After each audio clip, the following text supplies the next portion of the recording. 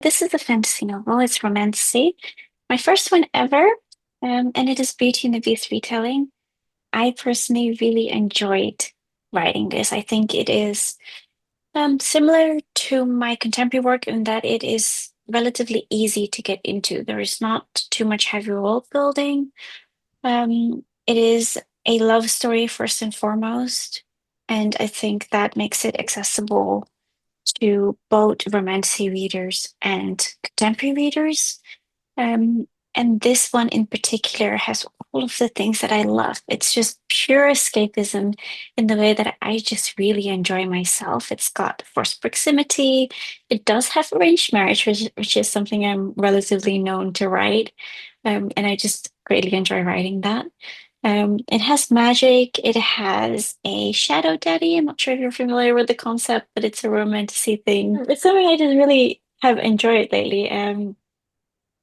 It's essentially when the hero is able to manipulate shadows, and he can do all kinds of things with it. So mine is an alchemist, and he's able to essentially transform light and things like that. And the shadows tend to also in my book um, be corporeal, so they can do things, and that tends to be a different aspect to the story, and it tends to be quite fun. Brings a little bit of a specific kind of fun trope, I guess. I think what I enjoy most is the way they find redemption in each other. And this happens in almost all of my books. The characters, through their relationship, tend to heal wounds that they've lived with for a very long time. And something about being with the right person helps all of the other missing puzzle pieces in their life fall back into place where they're supposed to be. And sometimes that's just finding the support that they've never had, finding a counterpart who supports them, believes in their dreams, and really encourages them to do the things that maybe they haven't had the courage to do.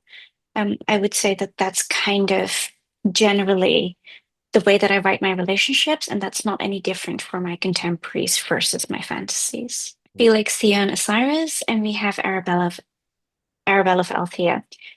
Um, and they are both relatively different characters. At the start of the story, we have an emperor who essentially just sees her as a means to an end. He needs to break a curse. She was in a prophecy.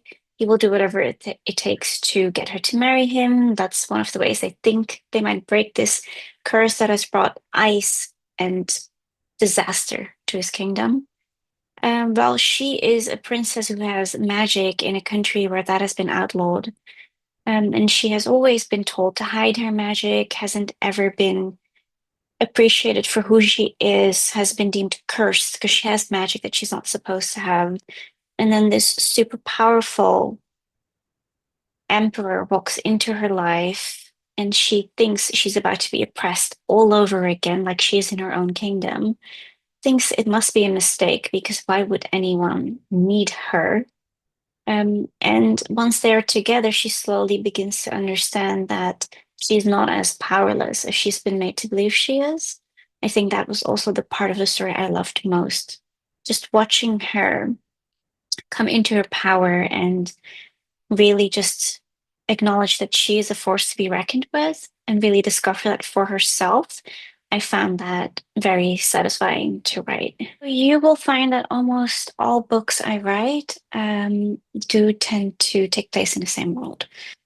So that is not different in this one either. It's been quite interesting actually, because this book in particular is a contemporary character's favorite book.